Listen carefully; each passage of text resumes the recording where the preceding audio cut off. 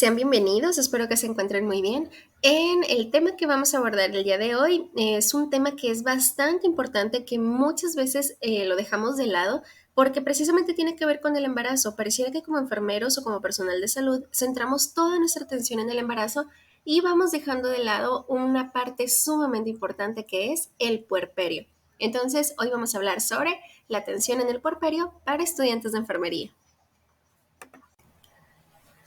Para conocer qué es el puerperio, hay que abordar su conceptualización más sencilla, ¿no? El puerperio también es muy conocido como cuarentena. Aquí en México, muchas mamás, muchas abuelitas y demás le dicen más como que la cuarentena del embarazo o a veces también le llaman la dieta del embarazo, ¿no?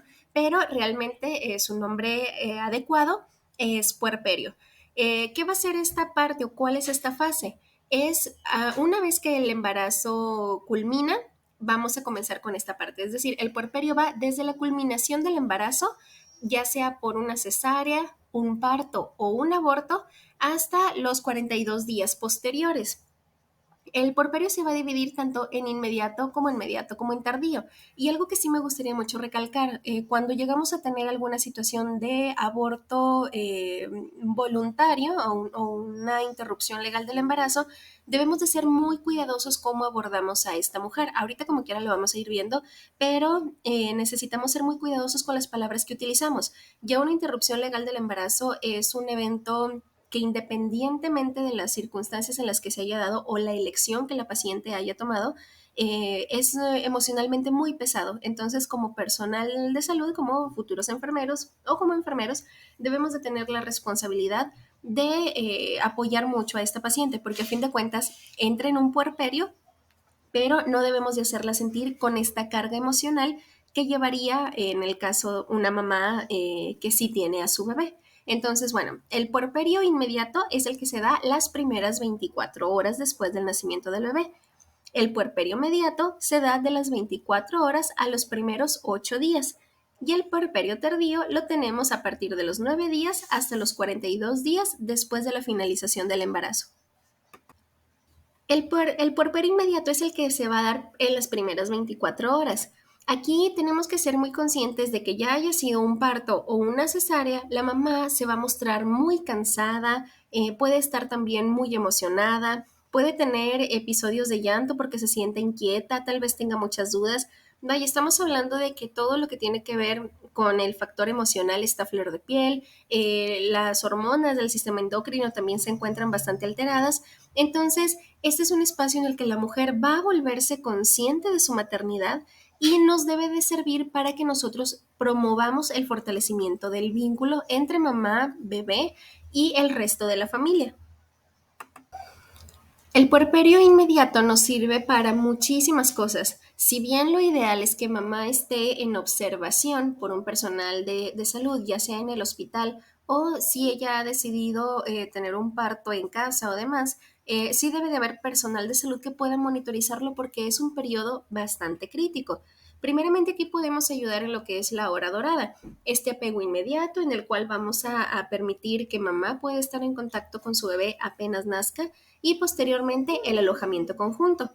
Vamos a empezar a dar la promoción y la instauración de la lactancia materna. Siempre la primera hora de vida es la más importante para poder promover el inicio precoz de la lactancia.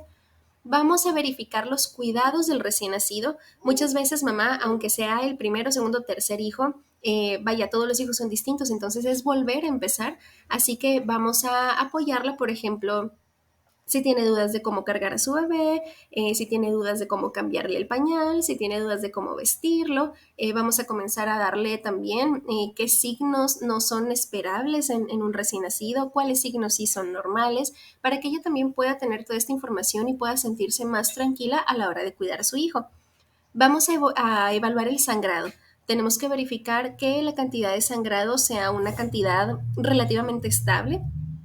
Habitualmente siempre vamos a esperar fluido después del nacimiento, pero es importante, y bueno, ya sea por cesárea o por parto, pero es importante que estemos muy atentas para identificar cualquier signo de hemorragia.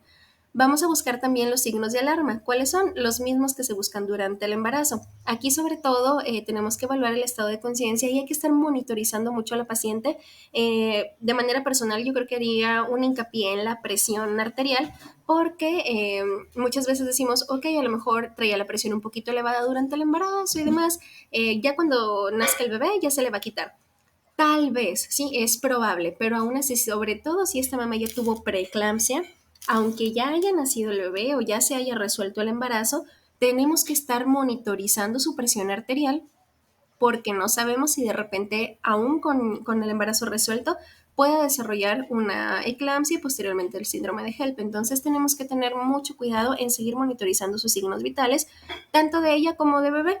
Es muy importante que revisemos la frecuencia cardíaca fetal, perdón, la frecuencia cardíaca de los bebés con un estetoscopio, porque así también podemos ir verificando que además de la cantidad, digamos, del pulso, podemos verificar también que no tenga algún soplo, que no se escuche algún ruido extraño, vaya, cualquier otra cosa que podamos ir identificando en estas primeras 24 horas. La temperatura también hay que medirla por los minutos que son los necesarios. Las respiraciones, tanto mamá, bebé, hay que medírselas por el minuto completo. Aquí, bueno, nunca debería de ser, con ningún paciente debería de ser de medir 30 segundos y multiplicar por 2 y demás. Pero en las embarazadas, en las mujeres que acaban de tener a su bebé o que están en puerperio y en los bebés, no nos podemos brincar para nada este minuto completo para poder revisar su frecuencia cardíaca, su frecuencia respiratoria y de los 3 a 5 minutos de la temperatura. La presión arterial nunca nos debe de faltar.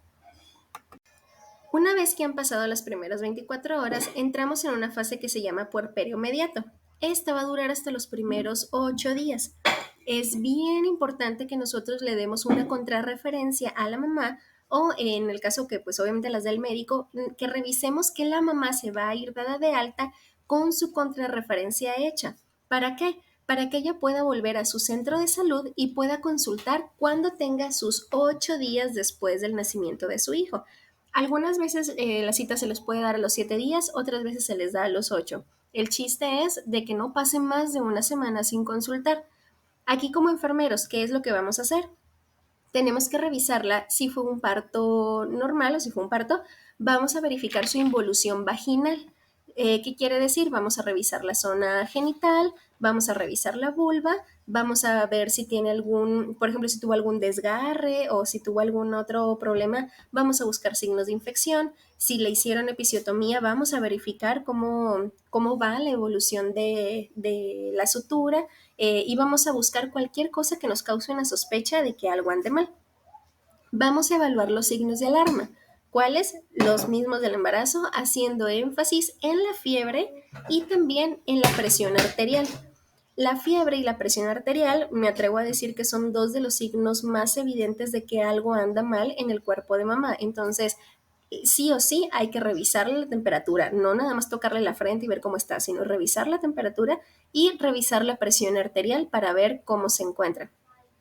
Vamos a evaluar los signos vitales completos, también vamos a evaluar los loquios, vamos a preguntarle cómo va su sangrado, de qué color lo ha visto, vamos a incluso, si podemos, de una vez que estamos revisando la involución vaginal, pues vamos a verificar que no haya un mal olor, que el sangrado sea de un color aceptable, vaya, el sangrado puede ser de colores distintos en cada mujer, pero que no esté amarillento, que no esté espumoso, que no esté verde, que no tenga un olor que nos indique una infección.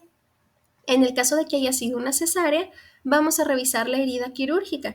También tenemos que ver la integridad de la piel alrededor. Vamos buscando signos de infección, que no esté supurando. A veces puede salir un poquito de líquido intersticial. Es amarillo claro, parece como agua amarillita. No tiene mal olor. Pero si ya vemos que tiene mal olor, que el líquido es blanquecino, que es amarillo grumoso, que es incluso hasta verde, que alrededor de la herida está muy rojo, está muy caliente, que le duele el tacto y que pues obviamente no se puede a veces ni mover. Hay algunas mamás cuya herida se infecta y no se puede ni mover con nada de facilidad. Entonces, pues ahí sí no se debe de hacer el retiro de puntos de sutura, sino que se debe dar primero un tratamiento para la infección, para que nos podamos asegurar que todo está bien. Si hay una infección de herida quirúrgica y hacemos el retiro de puntos, vamos a tener una dehiscencia de herida que pues obviamente va a ser bastante complejo. De por sí ya una dehiscencia de herida es difícil. El hecho de que es una mamá que acaba de tener a su bebé y con una dehiscencia de herida pues no es lo más recomendable. Vamos a verificar cómo va la lactancia materna. Si mamá sí quiso amamantar, pues vamos a ver cómo está amamantando. Vamos, de preferencia hay que ver que le dé pecho ahí para ver si hay algún problema de agarre, algún problema de succión. Hay que ir apoyando con las dudas que vaya teniendo. Podemos ir reforzando su técnica. Si lo está haciendo bien, hay que motivarla, hay que eh, ayudar a que se sienta bien por lo que está haciendo para que también ella pueda sentirse satisfecha de su trabajo y pueda seguir amamantando.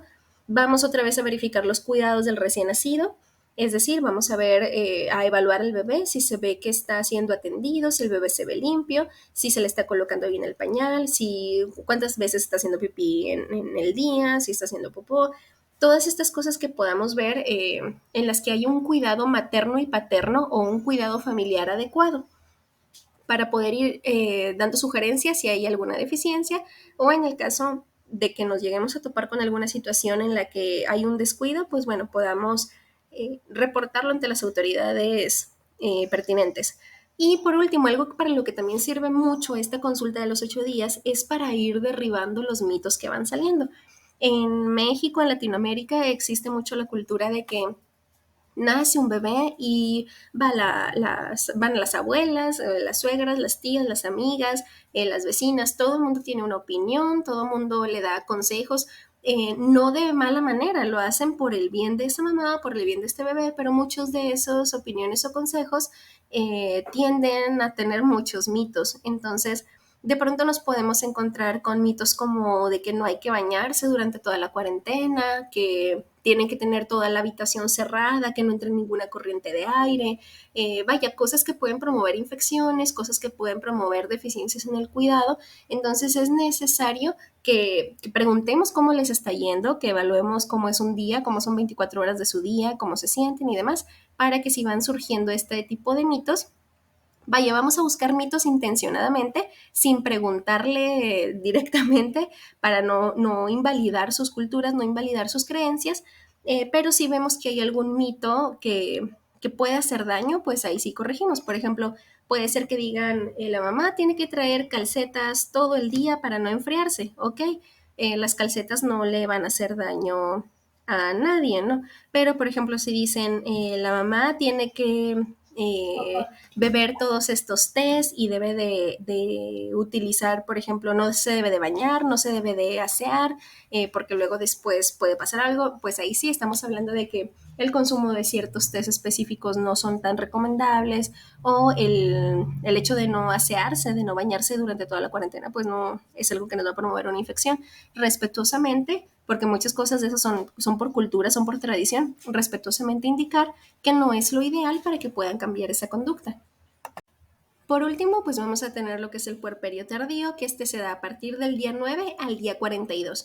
Aquí algo que me parece muy interesante es que hay algunos médicos, algunos estudiosos en la materia que mencionan que realmente el puerperio podría incluso extenderse hasta un año, porque realmente el cuerpo de la mujer no se recupera al 100%, por así decirlo, en 42 días.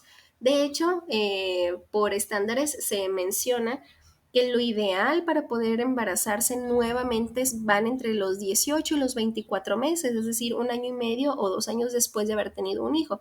¿Por qué? Porque pues hay que esperar a que todo el cuerpo retome la mayoría de sus funciones que antes tenía. Entonces, pues bueno, dentro de los primeros 42 días, si bien mamá ya puede andar otra vez para arriba y para abajo, es importante que mamá sepa que durante al menos un año después del nacimiento de su bebé hay que continuar tomando el multivitamínico que le hayan dado durante el embarazo. Es decir, si mamá tomó ácido fólico todo el embarazo, el primer año de vida de su bebé o el primer año después de la finalización del embarazo, debe de continuar tomando esos multivitamínicos. Igual todo ese año lo ideal es que no tenga un embarazo para que su cuerpo se reponga, por así decirlo. En estos 9 a 42 días lo que vamos a hacer es tenerla en algunas citas continuas. A veces se le puede citar al día 14 y 42. Hay quienes nada más la citan al día 42, pero necesitamos que sea una cita abierta para que cuando mamá sienta cualquier cosa, de inmediato acuda a consulta. Vamos a revisar la involución uterina. Vamos a estar revisando qué tanto el útero ha vuelto otra vez a su tamaño. Vamos a verificar también los signos de alarma. Volvemos con lo mismo. Vamos a estar revisando signos de infección por medio de la temperatura corporal. También vamos a seguir revisando la presión arterial porque todo el primer año posterior, si ocurre una defunción de estas mujeres, se considera una muerte materna. Entonces, la preeclampsia, la eclampsia y todo eso no siempre se acaban con el embarazo. Entonces, hay que seguir revisando la presión arterial, sus signos vitales completos. La planificación familiar, esto es muy importante, de una manera respetuosa, que no sea agresiva y sobre todo sin obligarla, no obligarle a un método anticonceptivo, pero sí hablarle. Se supone que ya durante el embarazo debemos haberle empezado a hablar sobre los métodos de planificación familiar para que ella elija cuál puede usar de acuerdo a la planeación de su familia. Entonces, para el día 42 hay unos métodos que se ponen inmediatamente después del nacimiento, si mamá ya está segura de cuál quiere usar. Hay unos métodos de planificación que pueden empezarse a partir del día 42 si mamá todavía estaba indecisa. Entonces, hay que orientarla bien, hay que decirle, según los criterios de elegibilidad, cuáles son los que ella puede utilizar y sobre todo según sus metas de embarazo. Hay, por ejemplo, mujeres que no quieren embarazarse tan rápido, pues ya, por ejemplo, se planea lo que es un anticonceptivo de largo plazo. Hay mujeres que ya no quieren volver a embarazarse, entonces, pues ahí aprovechando se puede hacer desde el momento del nacimiento lo que es la OTB, o hay mujeres que planean un embarazo pronto o relativamente pronto, entonces se pueden dar métodos de corto plazo, dependiendo de lo que mamá desee. Volvemos a verificar la situación con la lactancia materna, seguimos reforzando con mensajes positivos, volvemos a verificar los cuidados del bebé, cómo se los está dando, vemos el estado del niño, a ver cómo se encuentra y demás, vamos reforzando si es que hay que reforzar algún tema. Si no hay que reforzar ningún tema, hay que darle comentarios positivos, que ella sienta que es muy importante todo lo que está haciendo. A fin de cuentas, podría decirse que atender a un hijo es un trabajo. Claro que no es un trabajo remunerado, pero le cuesta mucho trabajo a muchas mamás, es mucho tiempo el que consumen para atender a sus hijos y demás. Entonces, reconocérselo, decirle que va bien, que está haciendo las cosas bien. Si no hay nada que corregirle en algunas situaciones, pues reforzar todo esto de que está siendo una buena mamá, porque eso también le va a ayudar mucho a sentirse mejor. Muchas veces en el embarazo, y es el siguiente punto, las hormonas juegan muy malas pasadas y muchas veces por el tipo de cultura que tenemos y demás, cuando una mujer llega al embarazo, al parto, hay situaciones emocionales que a veces se vienen acarreando desde la niñez, de la adolescencia, y el embarazo y el parto terminan por desencadenarlas. Entonces, esta situación en la cual las emociones se ven reflejadas, a veces hay problemas que no se resolvieron, a veces puede haber traumas, a veces puede haber toda una situación emocional complicada, y ya cuando se llega al posparto es muy fácil que la mamá pueda caer en una depresión y que esta evolucione a una psicosis o que simplemente se dé una psicosis posparto. Ambas son peligrosas, ambas son algo que en teoría no debería de pasar, pero de repente nuestros mecanismos de salud mental no son los mejores, o a veces también en los medios públicos no se cuenta, por desgracia, con la suficiente cantidad de personal de salud dedicado a la salud mental. A veces, por ejemplo, puede haber no sé, 100 enfermeros trabajando en un hospital y solamente hay 2 psicólogos. A veces puede haber nada más un psiquiatra, a veces ni siquiera hay tanatólogos, por ejemplo. Entonces, es importante que como enfermeros no invadamos otra profesión, pero sí sepamos las bases para poder identificar cuando una mujer tiene un problema de depresión posparto o tiene más riesgo de tener una psicosis posparto. No vamos nosotros a darle una terapia, no vamos nosotros a darle sugerencias o tips que son competencia del profesional de la salud mental, pero sí tenemos que estar muy atentos a la forma, por ejemplo, en cómo la mamá se expresa. Muchas veces verbalizan, es que la maternidad es muy difícil, es que ya estoy muy cansada, es que ya no quiero levantarme en las mañanas, ya estoy muy harta de levantarme en las noches. Si ya cuando nos empieza a dar muchos comentarios más negativos que positivos, hay que prender por ahí los foquitos rojos de que puede estar cursando una depresión. Antes se creía que la depresión postparto era cuando la mujer no quería ni ver a su bebé. La realidad es que no siempre es así. Esa es una de las manifestaciones de la depresión postparto. Hay mujeres que tienen depresión postparto que en teoría siguen funcionando perfectamente, que son perfectas madres, se ven completamente comunes, y la depresión pues está manifestándose de maneras bastante sutiles. Por ejemplo, hay veces que vemos a los bebés muy bañados, muy peinados, con ropa limpia. El bebé se ve perfecto, la pañalera está perfecta, pero mamá viene a lo mejor con unos zapatos sucios, o a lo mejor tiene, que a lo mejor ni siquiera se peinó, a lo mejor se nota que incluso que no se ha bañado en varios días, nos comenta que no tiene hambre, nos comenta que quiere dormir mucho o que no duerme nada, nos comenta que de pronto llora de la nada, y muchas veces decimos, son las hormonas. Pues sí, pueden ser las hormonas, pero también pueden ser otras cosas. Entonces, a cualquier cosita que veamos distinto, a veces incluso nos puede decir, ay, pues es que durante el embarazo estaba viendo una serie o leyendo un libro y no, ahorita ya no quiero. Sí, una cosa es que nos digan, no tengo tiempo de verla, ¿no? A veces la plática con la embarazada se vuelve, yo estaba viendo tal serie y ahora no he podido verla, por eso, por lo otro, o sea, como una plática más casual, ¿no? Pero cuando nos dice, es que ya no tengo ganas de verla, o yo estaba esperando terminar el embarazo porque me quería comer un pastel bien grande y esto y lo otro, y no, ya no se me antojó. O sea, cuando veamos también que está como que dejando cosas de lado, muy probablemente sea una situación de depresión. Algo es muy esperable, es uno que le llaman Blue Baby, algo así, Baby Blues, perdón. El Baby Blues es como una tristeza posparto. Esa tristeza posparto es la que podemos achacarle a las hormonas, es decir, pasan algunos días después del nacimiento del bebé, la mamá nos dice, es que me siento muy sola, siento que nadie me entiende, sí, aunque esté toda la familia ayudándole y demás, mamá no se siente cómoda, no se siente a gusto, y después de unos 7, 8 días, eso pasa. Pero si este sentimiento persiste, persiste, persiste, pues no era el baby blues, era una situación de depresión y tenemos que tener mucho cuidado con eso. La psicosis posparto puede derivarse de una depresión posparto o puede aparecer de manera individual. Como su nombre lo dice, es una psicosis. Entonces, el problema que sabemos que hay con la psicosis es que pueden hacerse daño a ellos mismos. Una persona con psicosis puede hacerse daño a sí mismo, puede hacerle daño a alguien más. En este caso vuelve a suceder lo mismo. Mamá puede hacerse daño a sí misma o puede hacerle daño a sus hijos o puede hacerse daño a los hijos y a sí misma. Entonces, de repente vemos algunos encabezados en las noticias bastante desafortunados, y más desafortunados son los comentarios. A veces en redes sociales vemos el encabezado de alguna tragedia que ocurre con madres y sus hijos, o con mamás y bebés y demás, y se juzga, ¿no?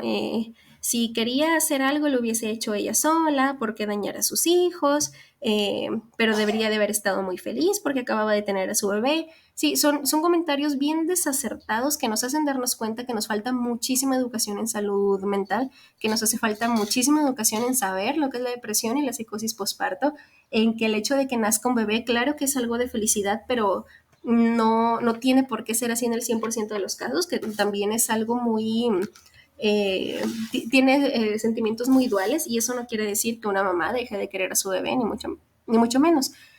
Pero sí necesitamos tener mucha educación de que si ya vemos, como enfermeros, ya vemos que la mamá de repente tiene episodios de llanto muy persistentes, que de repente nos dice que alguien la está observando, que alguien la quiere perseguir, que alguien le quiere hacer daño, o ella misma verbaliza que ella quiere hacerle daño, que ella quiere hacerse daño, cosas que son ya muy francas, no hay que dejarlas ir, hay que tratar de buscar de inmediato la ayuda y la contención de un profesional de la salud mental que va a saber cómo manejar de manera adecuada estas cosas, pero es muy importante que no digamos ok, bueno, mire, váyase a su casa y mañana viene, ¿sí? Porque no sabemos qué es lo que pueda pasar. Tenemos que dar una contención, y no debemos de usurpar la profesión. Entonces, al no usurpar otra profesión de la salud mental, debemos de en ese momento hacer equipo, un equipo interdisciplinario, hasta que en ese momento podamos conseguir un psicólogo, podamos conseguir un tanatólogo o un psiquiatra que nos ayude, que nos intervenga, pues que intervenga en esa situación para mantener la seguridad tanto de la mamá, del bebé y de toda la familia. Y pues ya para terminar, tenemos que estar bastante conscientes que el puerperio no es como lo pintan en las películas, no es que la mamá vaya a salir, vaya a llegar a su casa y las flores y las mariposas la vayan a rodear. Todo lo contrario, el puerperio es un reajuste, estamos hablando de que es una nueva vida, es tener un nuevo bebé, tal vez sea el primer bebé, tal vez el tercero, pero aún así es un cambio totalmente, es un cambio radical, tanto para la mamá, para el resto de la familia, y es muy importante que sepamos que no tiene por qué ser perfecto y que eso también se lo inculquemos a las mamás. Va a haber muchas situaciones físicas o biológicas que van a hacer que no estén tan glamorosas, no pasa absolutamente nada, es algo normal. Va a haber algunas situaciones en las cuales se van a sentir felices, después pueden sentirse confundidas, después pueden sentirse apesadumbradas, son sentimientos esperables, claro, siempre dentro de los parámetros que habíamos visto. Y sobre todo, muy importante, el embarazo o la gestación no la vamos a tomar nada más cuando se acaba ya el nacimiento, sino que posteriormente tenemos que seguir atendiendo a estas madres.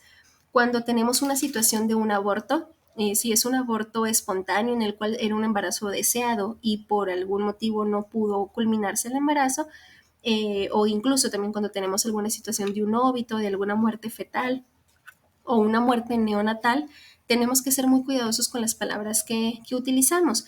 Por ahí también tenemos el video sobre cuidados en muerte perinatal y neonatal, le pueden dar una revisadita, pero si no, tenemos que dirigirnos con mucho respeto porque es una madre que está en duelo. Entonces, sí o sí necesitamos el apoyo de profesionales de la salud mental.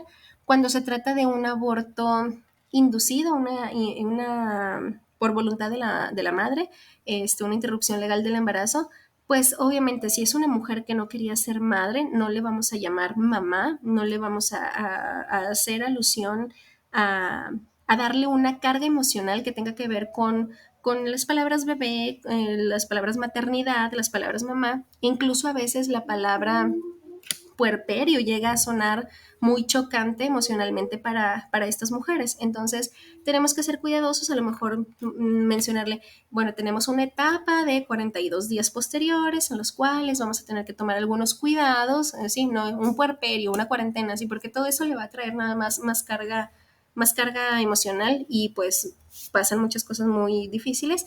Igual, cuando tenemos una interrupción legal del embarazo, sí o sí el profesional de la salud mental debe de intervenir porque realmente no sabemos los motivos, no sabemos las causas y muchas veces nuestros comentarios, si no son acertados como personal de enfermería, podemos causar un daño mucho mayor. Entonces, si no sabemos qué decirle, acompañarla desde el silencio, con prudencia al darle las indicaciones y derivarla o referirla a los profesionales de la salud mental, que son quienes obviamente estudiaron para eso y están preparados para eso.